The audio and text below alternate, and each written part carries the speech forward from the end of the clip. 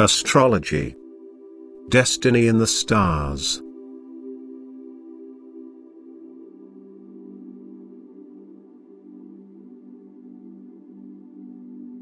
Only what is relevant for the redemption of the spiritual substance, hence only what provides more or less detailed knowledge about my plan of salvation and thereby also testifies to me and my fundamental nature, should be regarded as given by my spirit.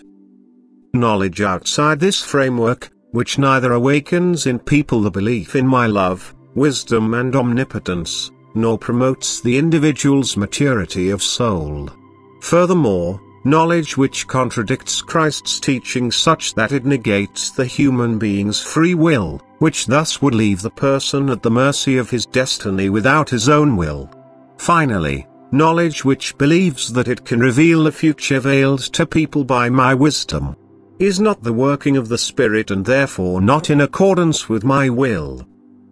Rather, it is my adversary's means to divert people from true knowledge and to mislead them. People will never be able to ascertain or calculate how an individual person's destiny unfolds itself. All such claims are wrong conclusions or conjectures.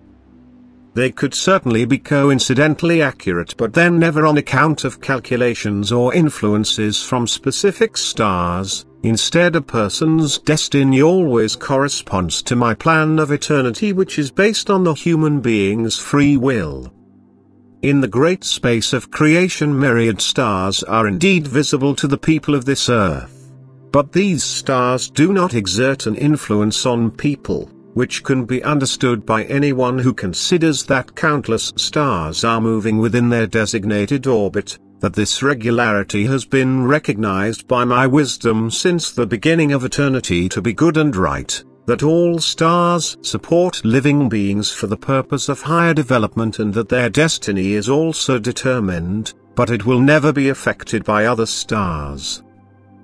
The inhabitants of Earth can only physically sense atmospheric currents which appear in the proximity of certain stars, but they have no bearing on the destiny of an individual person. The conformity to law in the entire universe, the eternal order which can be seen in my creation, is certainly sufficient evidence of a guiding power. But the same order also takes place in the process of development of the beings, for whom creation as a whole came into existence in the first place. The fact that these creations have a certain influence on the development of spiritual beings is correct, but only inasmuch as that they provide the latter with the opportunity for perpetual transformation and therefore gradual ascent. However, in the stage of free will, people are confronted by events the way I, in my wisdom, deem them to be beneficial for the being. The fact that all life on Earth takes place with a certain regularity causes people to come to wrong conclusions. They interpreted this regularity in line with their own ideas and concluded that they relate to the destiny of the human being. Yet these investigations do not correspond to the truth by any means and are not approved by me either, for I will always accept the human being's free will, even though I have determined his fate since eternity. Amen.